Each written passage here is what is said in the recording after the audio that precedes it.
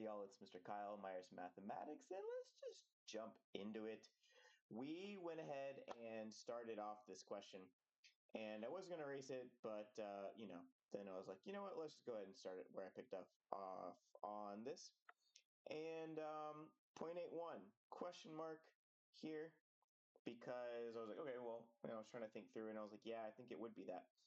And I wanted to confirm it, so I was like, look, let me just make sure I'm right on this. But it is. It's going to be 0.81. After 1, it goes to 0.9 and then 0.81. So let's backtrack a little bit and then jump back into where I left off. Suppose you start with 1 liter of vinegar and repeatedly remove 0.1 liters, replace with water, mix and repeat. So first of all, if anybody's ever tried to cook, you know that water and vinegar don't mix well. So this question's a little silly, but I think you can mix them. I mean, this is a little off topic, but I think you can potentially mix them if you like heat them up or cool them down or add salt or something. I think you can do that if you do something to the water and the vinegar, they could mix a little bit better than what they would normally mix. Um, but theoretically, if water and vinegar mixed really well, um, what would happen if we replace the amount that we take out, mix, and then repeat? So I'm going to give you a little bit of an illustration, and let's change the color to like a yellow, maybe. What color is vinegar normally? I normally get it when I normally buy it in like the glass bottle. It's like a greenish. So we're going with green. We're going to go with green for this, even though it's actually probably like just clear green, like a green bottle. So um, we have a liter of vinegar. I'll draw a liter bottle. So like a 2 liter, but it has a little top here. And then there's the spout. So this line right here would be the 1 liter line. So what we're doing is, let me switch colors here. So, well, actually, let's use white to represent the clear water. So if we take out and then we fill it up, so this is 0.1 liters of water. So you pour out 0.1 liters of vinegar, you pour in 1 liter of water, and then assuming you could mix them perfectly, you would have a concentration of 1 liter of a water vinegar mixture, but only 0.9 liters of it is actually vinegar. So it's a 90% solution of vinegar, you could say. And that's what they're going for here. So in the first step, when n is 1, we have a 90% solution. Well, what if you did it again?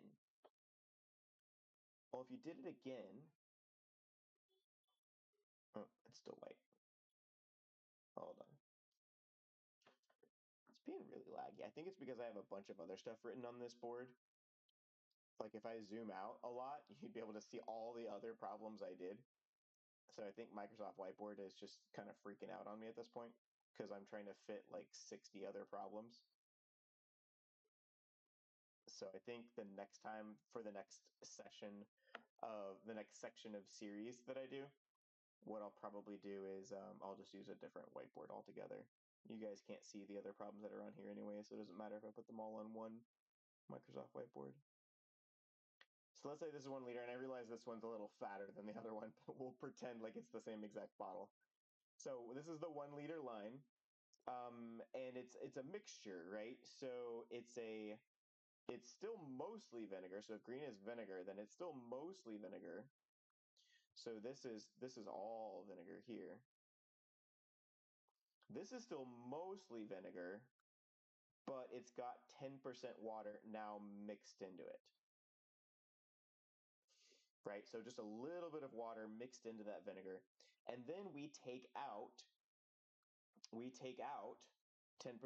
So we've mixed it. So when we take out 10, it's not now going to be 0.8 because we mixed it up first. Again, assuming you can actually mix it in the first place. So we take this out and we take out 0.1 liter. So we take that out and then we put water in that. So we're taking out 0.1 liter. Now you are still taking out mostly vinegar, but you're partly taking out some water now as well because you shook it up and now it's a water vinegar mixture. You're taking out a little bit of water as well. So when you put it so you're not taking out pure vinegar the second time, but mostly.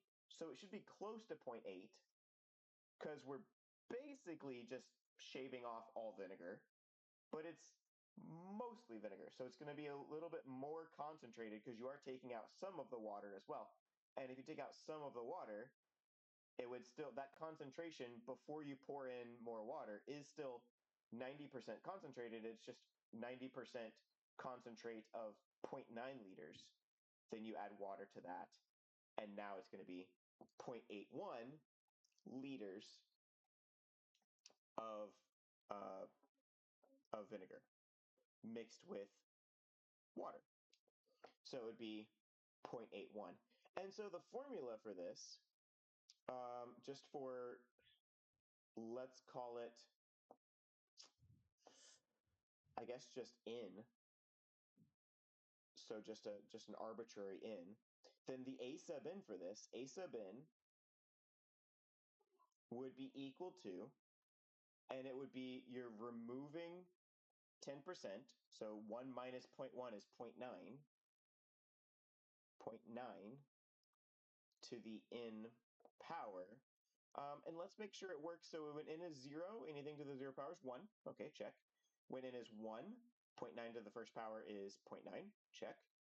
When N is 2, 0.9 squared is 0.9 times 0.9, which is 0.81. Check. Okay, awesome. Here's our formula. So this is the answer to part A. So this right here is the answer to part A. So I'm going to cross this off now. So part A, find a formula for the concentration after n steps. Now they want to know, after how many steps does the mixture contain less than 10% of vinegar? After how many steps? N is the number of steps, so we're solving for N. A sub N is the concentration, as in like how much percent vinegar does it have. So we're looking for where it's less than 10%. 10% would be 0.1 as a decimal. And we want this number to be less than that. So I'm actually going to switch sides here and put it like this, 0.9 to the N. You don't actually need the parentheses. I just thought I would write it in the parentheses to make it a little bit clearer what I was doing here, that that's my base. So I'm going to write it this way because I think it makes more sense, right? We're looking for less than, so you would think less than, that's a less than symbol, right? If I had kept it on the side that it would have been on, I would have had to have written 0.1 greater than 0.9 N.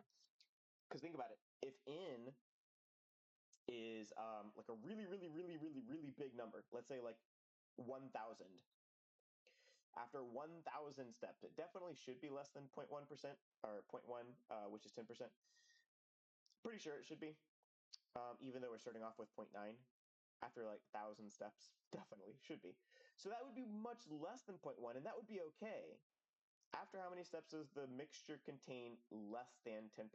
Or really what they're saying is, when does the N value, after how many steps does the mixture first become less than 10% vinegar? I think is really what they're asking. So we're basically just solving an equation here. Now I'm going to ignore the minus sign, or not the minus sign, the less than sign, as I go to solve, and then I'll just kind of plug it back in to the original once I get there. I'm solving an exponential here, so I want to change it to a logarithmic equation. The base stays the base and the other switch place is the phrase I like to use. The base is 0.9, and then the others switch place. So N would be equal to that, whatever that is. Now, if you're having to solve this out on on like a really basic scientific calculator, then you would write log 0.1 divided by log 0.9. And that's how you would write it in a calculator if it doesn't do specific log bases, which is some graphing calculators as well. Like I think the TI-83 Plus doesn't do log bases, specific log bases. So you'd have to write it that way. But I have Desmos. So I'm just going to type it into Desmos. So in Desmos, I want log, and then I'm going to hold down Shift dash to go log base 0.9, and then right arrow 0.1, and I'm getting 21.85. So n would equal 21.85. I'm only rounding to 2 decimal places because that's like a really standard thing to do in math, but I'm not going to keep that number because n can't be a decimal. We're doing one step at a time, right? This is discrete data, not continuous data. So think about with word problems, right? If you have the number of people is the letter P, like P can't be a decimal, right? You can't have like 2.3 people. You have one person, or you have two people, or you have three people. You can't have 2.3 people. So that's kind of the same thing here. We're counting the number of steps in. So it's starting off with 0 and then counting to infinity. So it's the whole number, the set of whole numbers. So 21.85, that wouldn't work. On step 21.85, no, that doesn't work. On step 21, it would be a concentration that's probably a little bit more than 0.1. And then by the time we get to step 22, it would be a concentration that's a little less, right? Because as the n value gets bigger, our concentration decreases. So the exact amount, 10%, doesn't actually occur. Like there isn't a step where we get exactly 10% vinegar. That doesn't happen because if it did, it would be on step 21.85. But there isn't a step 21.85. So even if it was 21.2 or 21.3, we would still round up. That's the thing with word problems that you have to really be careful on, is sometimes you do standard rounding, like you normally do, but in a word problem, depending on the context, sometimes you'll round up and sometimes you'll round down. So just be really careful with that. We were rounding up. So we're not doing standard rounding. We're rounding up because of the context of the problem. So we would round up to 22. So by step 22, I would have what I want. And I can actually double check that by plugging it back in. So if I go back to my Desmos here, I can type in 0.9 to the power of, and let's just go ahead and plug in 21 first and see what happens. I get 0.109 if I round to 3 decimal places. Let's say I round to 4, so that when I turn it into a percent, it is 2 decimal places as a percent. So 0.1094 would be 10.94%. That's still a little more than 10, right? So after how many steps does the mixture contain less than 10%? Well, 0.9 to the 22 power would be 0.0984. So 0.0985 if I'm rounding. That would be 9.85% vinegar. So on step 22, we are at a percent that is, for the first time, less than 10%. So after how many steps does the mixture contain less than 10%? Well, step 22, so the final answer would be step 22, or any steps after that, right? Or later. I would just put this here in parentheses because I think that they want to know the first time the mixture goes under 10, which would be step 22. But the actual question says, after how many steps does the mixture contain less than 10% vinegar?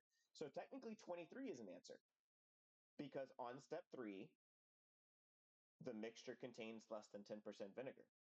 So any step after 22 would also technically be an answer. Now, I don't know if your teacher needs you to be that nitpicky about it, but hey, this is under Calc 2. This is actually not really a Calc 2 question, but it's under Calc 2. That's what this is on. This is a series on series. This is a thing in Calc 2. So if you're watching this and you're not in Calc 2, hopefully it's still beneficial for you, because this is actually not really a Calc 2 question, but it's in a Calc 2 book that I'm going off of here. So step 22 or later would be my final answer that I would lock in, and that'll about do it. So go ahead and check out the 5 math mistakes everyone makes and how to avoid them. It's a free PDF guide I made a while back. I'm actually thinking about updating it or making another guide specifically for calculus, now that I'm kind of like zeroing in more on calculus. But I've got a bunch of other content as well on my YouTube channel here, just everything from Algebra 1 to Calculus 3. So yeah, go check it out. If you know anybody that's taking high school or college math, tell them to go check it out and see if one of my videos can help. That's what this is for. So hopefully that all of this stuff is beneficial to you. I'll catch you guys in the next video. Blessings, y'all.